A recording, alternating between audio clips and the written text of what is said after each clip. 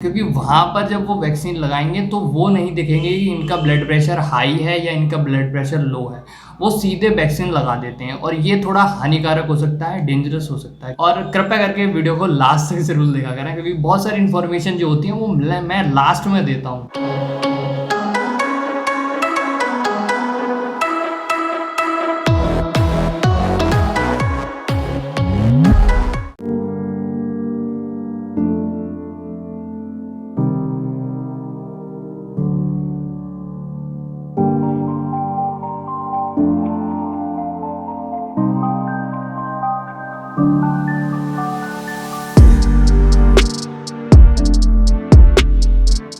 नमस्ते, सबसे पहले आपका स्वागत है आज के नए ब्लॉग में। और लास्ट ब्लॉग में जो मेरे साथ स्टोरी हुई, लास्ट ब्लॉग कंप्लीट नहीं हो पाया, उसकी पहले बात कर लेते हैं, स्टोरी सुन लेते हैं। क्या था कि लास्ट ब्लॉग में मैं 11:30 बजे के करीब वैक्सीन लगवा के आया था। वैक्सीन लगवा के आने के बाद मुझे कुछ नहीं हुआ शाम तक। शाम को थोड़ा 4:30 बजे के करीब मुझे थोड़ा पूरे शरीर बॉडी में पेन होने लग गया। जहाँ वो लगा था, इंजेक्शन लगा था, वैक्सीन लगी थी, वहाँ भी पेन होने लग गया। और उसके बाद क्या है, मेरे को एक फ़ीवर आने लग गया। फ़ीवर थोड़ा थोड़ा करके बढ़ने लग गया और सुबह तक मैंने देखा तो बहुत हालत ख़राब थी।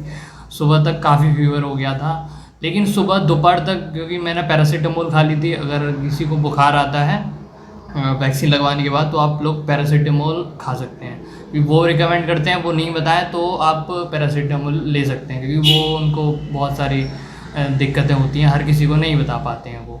तो आप लोग खा सकते हैं पैरासीटामोल।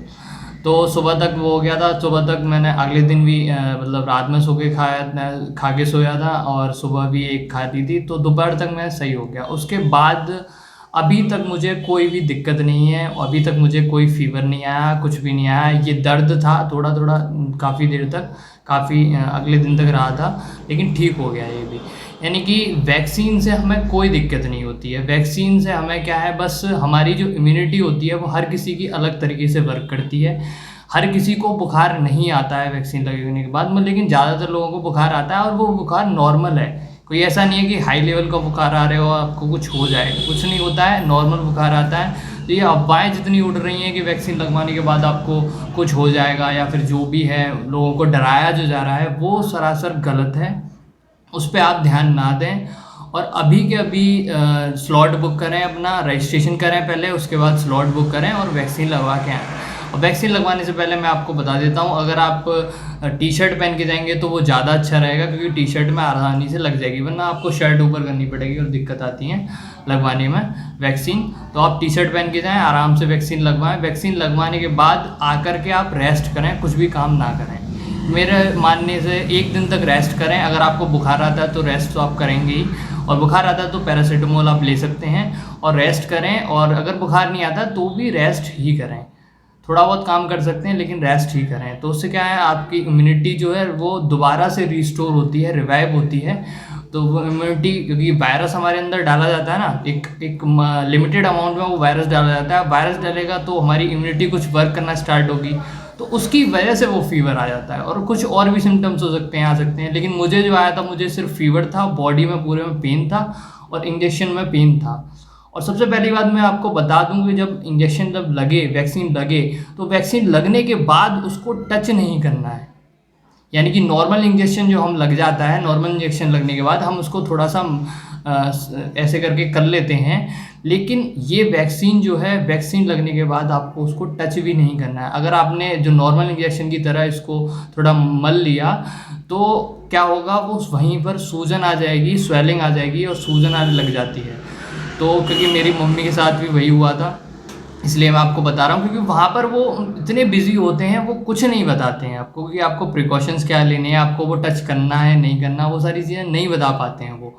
और वैक्सीन लगने के बाद वहाँ पर आप जाएं, उनसे पैरासीटामोल की गोली भी दवाई ले लें, अगर वो देते हैं वहाँ पर। तो वैसे ज़्यादातर देते हैं, लेकिन अगर नहीं दे रहे हैं तो आप खुद मांग सकते हैं उनसे और लेके आ सकते हैं पैरासीटामोल की दवाई, या फिर स्टोर से जा कर के ले आइए। पैरासीटामोल वो बताते हैं नॉर्मली खाने के लिए। तो लास्ट की स्टोरी यही थी। और मेन पॉइंट ये है कि आप डरें नहीं, डरने की कोई बात नहीं है। हमारी इम्यूनिटी रिवाइव होती है, रिवाइव होने की वजह से कुछ सिम्टम्स हमें दिखने लग जाते हैं, बुखार वगैरह, और नॉर्मल भी हमें बुखार आता है, और कोई हाई वाला बुखार नहीं आता है, नॉर्मल आता है। तो सबसे पहली बात कि आप स्लॉट बुक करें, स्लॉट बुक करने के बाद वैक्सीन लगवाने जाएँ और वैक्सीन लगवाने टी शर्ट वगैरह ऐसी कुछ चीज़ें पहन के जाएँ जिससे आराम से अपनी वैक्सीन लग जाए। उसके बाद उसको टच नहीं करना है।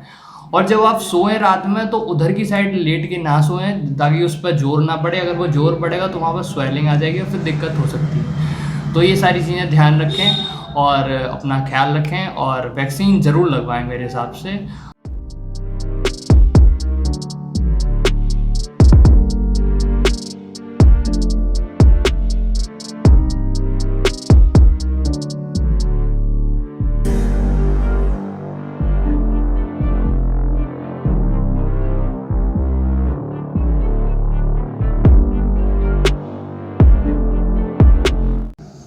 थोड़ी सी बातें और रह गई थी, वो भी कर लेते हैं कि जैसे कि हम तो नॉर्मल्स होते हैं, हमारा ब्लड प्रेशर वगैरह जो होते हैं हमारा वो नॉर्मल होता है ज़्यादातर लोगों का, मतलब ज़्यादातर का नहीं होता, मतलब एज्ड जो लोग होते हैं उनका नहीं होता।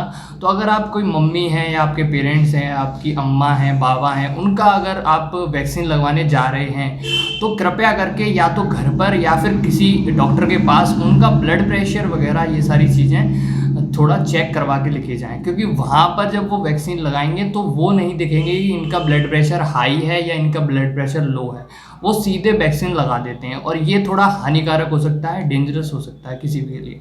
तो कृपया करके अपना ब्लड प्रेशर वगैरह चेक करके जाएँ और अगर ब्लड प्रेशर हाई है तो उसके लिए अपनी एक दवा ले लें, ब्लड प्रेशर की जो डॉक्टर कंसल्ट करते हैं वो वाली दवा ले लें और आराम से जब आपका नॉर्मल हो जाए, नॉर्मल के बाद आप लगवा सकते हैं। क्योंकि कभी कभी ये होता है कि हमारा ब्लड प्रेशर थोड़ा सा हाई होता है, लेकिन हमारे अंदर क्या है, अब इतना जो कोरोना ये फैला है इसकी वजह से हमारे अंदर बैठ गया है डर।